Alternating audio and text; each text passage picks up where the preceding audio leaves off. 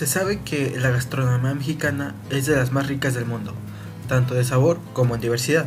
Reconocida por locales, por extranjeros y por organizaciones mundiales, la comida mexicana ha hecho presencia en la mesa y platillo de varias personas alrededor del mundo. Pero así como la comida pueden ser tacos o enchiladas, hay otra parte de este mundo del cual no se habla tanto: las bebidas y dulces mexicanos. En este documental platicaremos un poco sobre la presencia de estos dulces y bebidas en distintas épocas de la historia de México, desde lo prehispánico hasta lo contemporáneo. Desde la antigua Tenochtitlan ya habían dulces.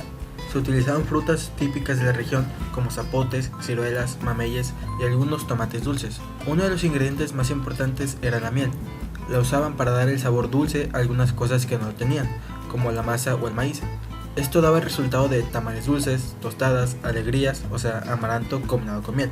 Cabe aclarar que estos dulces no eran usados en sus comidas normales, eran usados en festividades y ceremonias de adoración a sus dioses. En la época prehispánica, en los años 1500 a.C., los olmecas fueron los primeros en cultivar el árbol del cacao. Mezclaban las habas del cacao con agua y las molían para crear una deliciosa bebida. Era considerado un regalo de los dioses, el cual solo puede ser consumido por élite. Por el otro lado de las bebidas se encuentra el pulque, o Neutli en náhuatl. Es una bebida que se deriva del maguey, una planta originaria del estado de Hidalgo.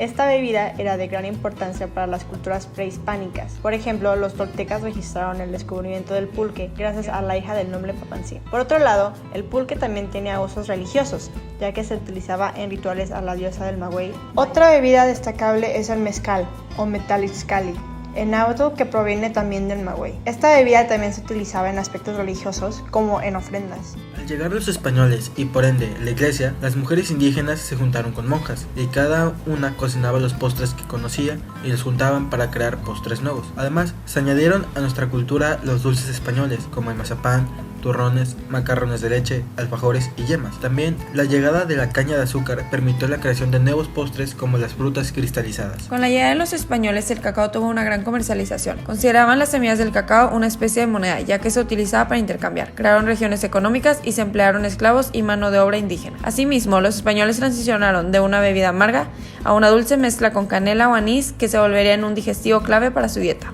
En esta época se popularizó el aguardiente de caña o el chinguito. Esta bebida está hecha de varios frutos y planta como cañas y melaza. La bebida se popularizó ya que era fácil de transportar porque no se echa a perder rápido y elaborarla era muy sencilla. Sin embargo, en esta época el alcohol era perseguido y el chinguito solo se podía producir en la península de Yucatán, aunque esta regla no fue implementada con tanto rigor ya que era muy sencillo elaborarla. Para el siglo XIX, los dulces ya eran un negocio y profesión del cual se podía vivir, desde vendedores ambulantes hasta panaderías. Estas prácticas ya eran comunes e incluso tiendas de dulces abiertas en esa época siguen abiertas hasta hoy en día. A finales de ese siglo ya habían cafeterías en la Ciudad de México con postres de otros países europeos. En el Camino de Dolores se relata que Hidalgo le dio chocolate al Dama en la vivienda de Capellán. Esto fue en la madrugada del 16 de septiembre a las 2 a.m., cuando Aldama salió de San Miguel tras el aviso de la corregidora de Querétaro, que alertó a Allende que la conspiración había sido descubierta. Posteriormente, de la independencia de México, la producción del cacao sobresalió principalmente en Tabasco y Chiapas.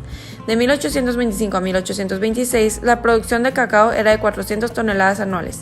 En 1847, Chiapas incrementó su producción de cacao al producir 800 toneladas anuales. Una de las bebidas alcohólicas prominentes de esta era el tequila. Esta bebida surge de la fermentación y destilación de los jugos del mezcal y tiene su nombre del pueblo de Tequila, Jalisco. Esta bebida en sus inicios era producida de manera clandestina en lugares ocultos debido a la prohibición de bebidas alcohólicas. Esta industria tequilera comenzó a crecer gracias a la industrialización en México. En el siglo XX, gracias a la industrialización, se lograron crear varias fábricas de dulces en el país. Estas primeras empresas simplemente agarraron dulces típicos ya conocidos y los crearon en masa, como la cajeta o las glorias. Los vendedores ambulantes también empezaron a vender estos dulces más industriales junto con los dulces típicos. Empresas como Marinela o Ricolino crean sus propios dulces, como pastelitos o paletas de caramelo propias, sin usar dulces típicos como base. En el siglo XX fue la industrialización del chocolate. En 1919 se creó la primera fábrica de chocolate en México. La Azteca fue creada en la ciudad Orizaba, en Veracruz, por los hermanos Francisco y Raimundo González, y funcionó por 10 años. Ahí se crearon algunas marcas que son conocidas aún hoy en día, como Carlos V. A finales de los años 1920 decidieron trasladar la fábrica a la Ciudad de México. En 1939 fue cuando crearon el chocolate de mesa Abuelita. La Azteca continuó siendo muy exitosa hasta que en 1970 fue comprada por una empresa norteamericana, la cual logró globalizar sus productos. Como se mencionó antes, el tequila ya era una bebida prominente en México, pero no fue hasta la implementación del ferrocarril que se empezó a popularizar más. Además, se volvió ícono de nuestro país, ya que se veía muy frecuentemente en el cine mexicano. Por otro lado, también se popularizó la cerveza, ya que antes solo se la tomaba la élite. Pero después de la revolución, el sentimiento del patriotismo impulsó la compra de cervezas nacionales. En esta época surgieron cervecerías reconocidas mundialmente como Cervecería Modelo y Cervecería Cuauhtémoc Moctezuma. Este recorrido por la historia de estos elementos culinarios es una forma de entender la historia de México de una manera simplificada. Se ve la evolución de estos mismos dependiendo de la época. Por ejemplo, cómo el mestizaje de los españoles e indígenas se vio en las cocinas. Entender esa parte de nuestra historia es entender cómo nos formamos como mexicanos, cómo se creó nuestra identidad y cómo fue que nos formaron a través de diferentes ámbitos.